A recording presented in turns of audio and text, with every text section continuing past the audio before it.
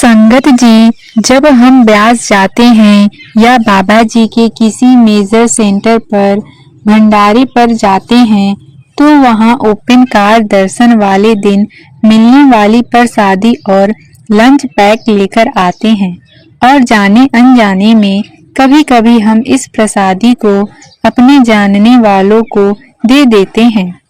लेकिन हम यह नहीं जानते कि ऐसा करना हमारे लिए कैसी स्थिति पैदा कर सकता है। आज हम आपको बताएंगे कि बाबा जी की प्रसादी को हमें खुद इस्तेमाल करना चाहिए या किसी को दे भी सकते हैं। संगत जी, एक 17 साल के सत्संगी लड़के को जब डेरे से प्रसादी और पैक लंच मिला तो उसने यह दोनों चीजें अपने घर पहुंचने से पहले ही बीच में किसी अनजान को दे दी। और उसके बाद जो हुआ जब आप सुनेंगे तो आपके होश उड़ जाएंगे। करीब 17 साल का यह नौजवान जो अभी सत्संग की गहराई को ठीक से समझ नहीं पाया था, उसने बाबा जी के हाथों से मिला हुआ पैक लंच एक बुजुर्ग को दे दिया और मिश्री प्रसादी अपने एक दोस्त को दे दी। उसे लगा कि यह तो बस खाना है, किसी जरूरतमंद को दे देना पुण्य का काम है।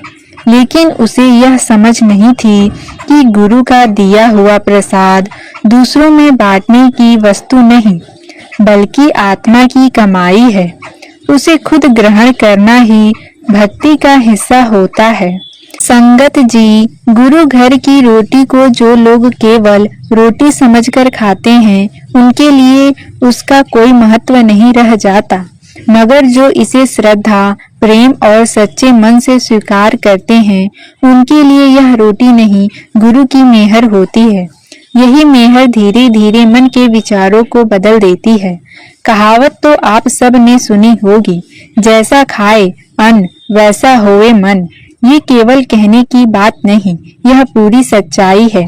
गुरु घर का अन्न यानी लंगर का प्रसाद मन को ऐसा बना देता है कि अहंकार धीरे धीरे गलने लगता है और भीतर का मन कोमल, प्रेममय और शांत हो जाता है। आइए जब उस लड़के की बात को विस्तार से सुनते हैं। यह लड़का अपनी माँ के साथ अकेला रहता है। न उसका कोई भाई है, न बहन, और पिता का साया तो पहले ही इस दुनिया से उठ चुका है। अब जो कुछ है बस माँ और बेटा, एक दूसरे का सहारा। लेकिन न जाने किस जन्म के कर्म ऐसे भारी थे कि इस बेटे की माँ को एक गंभीर बीमारी ने घेर लिया। डॉक्टरों ने साफ कह दिया कि अगर जल्दी इलाज न हुआ तो हालात संभालना मुश्किल हो जाएगा। इलाज के लिए जितनी रकम चाहिए उसका आधा हिस्सा जुटाना भी इस दोनों के लिए नामुमकिन था। हमारे देश में ऐसे कितने ही लोग हैं जो सिर्फ इसलिए अपनी जान गंवा बैठते हैं क्योंकि इलाज इतना महंगा होता है कि उनकी पहुंच से बाहर हो जाता है। यही हाल इस लड़के का भी था। घर की पूरी जिम्मेदारी अब उसी के कंधों पर थी, जबकि अभी उसकी उम्र मुश्किल से 18-19 साल थी। इस परिवार का गुजारा अब तक पिता की छोड़ी हुई पेंशन से किसी तरह चलता रहा। लेकिन अगर माँ को कुछ हो गया तो उस बच्चे के पास ना कोई सहारा रहेगा, ना कोई साधन। यही सोच उसकी माँ को हर पल अंदर से तोड़ देती थी। माँ और बेटा दोनों ही सत्संगी थे। माँ ने हमेशा अपने बच्चे को नाम और भक्ति के मार्ग पर चलाया। बीमारी ने भले ही शरीर को कमजोर कर दिया हो, लेकिन उसकी आत्मा अब भी भजन सिमरन में लीन रहने की कोशिश करती थी। जब वह स्वस्थ थी तो हर रोज 1 से 1.5 घंटे ध्यान और सिमरन जरूर करती थी। बीमारी ने उसके शरीर को रोका, लेकिन उसकी श्रद्धा और भक्ति को कभी नहीं। संगत जी, यह माँ अपने क्षेत्र के सत्संग सेंटर में एक समर्पित सेवादार थी। हर सप्ताह बड़ी लगन और श्रद्धा से सेवा करती थी। लेकिन जैसा कि बाबा जी समझाते हैं, कर्मों का लेखा जोखा कोई नहीं टाल सकता। न जाने किस जन्म के अधूरे कर्मों का बोझ था कि उसे यह गंभीर बीमारी लग गई। शरीर कमजोर होता जा रहा था, लेकिन उसकी सबसे बड़ी चिंता अपनी बीमारी की नहीं थी। उसकी सबसे बड़ी चिंता यह थी कि उसके जाने के बाद उसके 17 साल के बेटे का क्या होगा। दूसरी ओर यह लड़का भी सत्संग घर से गहरा जुड़ा हुआ था। हर इतवार को सुबह सुबह ठीक 6 बजे सेंटर में पहुंच जाता था और बिना थके लगातार 3 घंटे तक सेवा करता था। जब बाकी सेवादार थोड़ी देर बैठकर चाय पीते, यह लड़का तब भी काम में लगा रहता। उसके मन में अटूट विश्वास था कि बाबा जी उसकी माँ को जरूर ठीक कर देंगे, लेकिन माँ का मन धीरे धीरे डगमगाने लगा था। बीमारी बढ़ती जा रही थी और अब उसे लगने लगा था कि शायद उसका समय पूरा हो चला है। लेकिन बेटा हार नहीं मानता था। वह माँ को हर रोज हिम्मत देता, माँ देखना बाबा जी सब ठीक कर देंगे। जो काम दवाई नहीं कर पा रही है, वह गुरु घर की लंगर और प्रसादी कर दिखाएगी। कुछ ही दिनों में डेरे में बाबा जी का भंडारा होना था।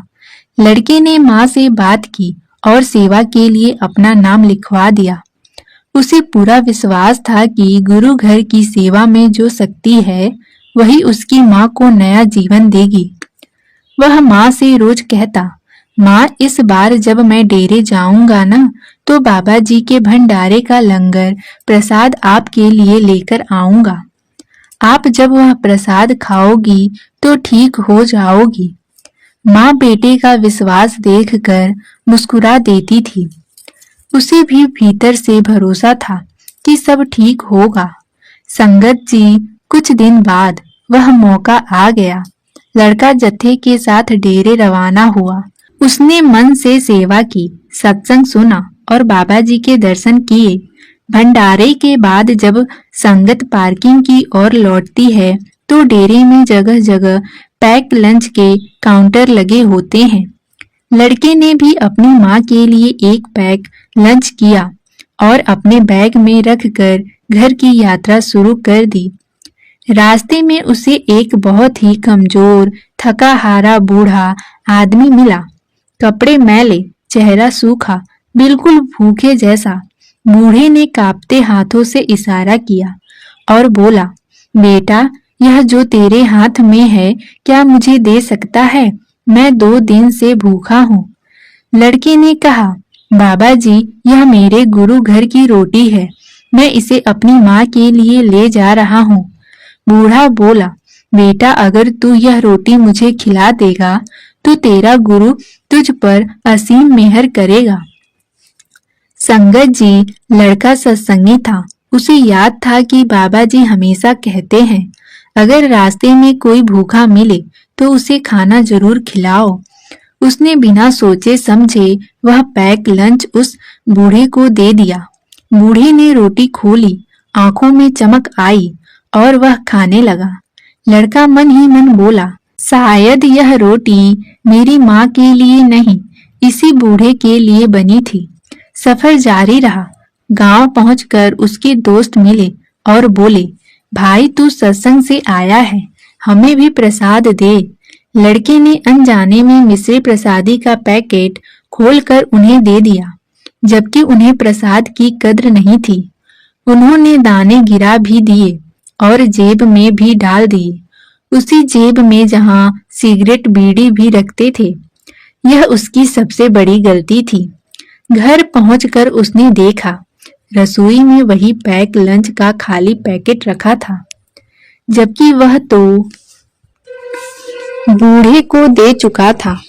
माँ ने कहा, तू ही तो सुबह आया था बेटा, तूने मुझे खुद यह प्रसाद खिलाया और कहा, आराम कर लेना, सब ठीक हो जाएगा। लड़का स्तंभ था। उसने कहा, माँ, मैं तो अभी दोपहर में आया हूँ। माँ शांत स्वर में बोली, नहीं बेटा, सुबह तू आया था, तेरी ही शक्ल थी, तेरी ही आवाज थी, संगत जी, तभी लड़की को एहसास हुआ, रास्ते में मिला वह बूढ़ा कोई साधारण आदमी नहीं था। शायद वही गुरु रूप में आया था और वही उसके रूप में घर जाकर माँ को प्रसाद खिला गया। उसकी माँ की तबीयत सुधरने लगी। कुछ हफ्तों में वह लगभग ठीक हो गई। जब माँ ने मिश्री प्रसादी के बारे में पूछा तो लड़के ने बताया कि उसने दोस्तों में बांट दी। माँ ने समझाया, बेटा, मिश्री प्रसादी किसी को नहीं देनी चाहिए। अगर देना ही होता तो बाबा जी 2-2 पैकेट दिलवाते। यह तुम्हारे लिए आत्मिक कमाई है, इसे खुद ही ग्रहण करना चाहिए। लड़के ने अपनी गलती के लिए क्षमा मांगी। अब माँ बेटे हर इतवार को साथ में सेंटर जाते हैं, सेवा करते हैं और लंगर प्रसाद लेकर सिर झुकाकर कहते हैं, धन्य है बाबा जी, जिन्होंने हमारे विश्वास को जीवित रखा और अपनी कृपा से हमें नई जिंदगी दी। संगत जी, जैसा कि हम सब जानते हैं कि बाबा जी हमेशा जरूरतमंदों की मदद के लिए तैयार रहते हैं और वे अपनी प्यारी संगत को किसी भी तरह की तकलीफ में नहीं देख सकते।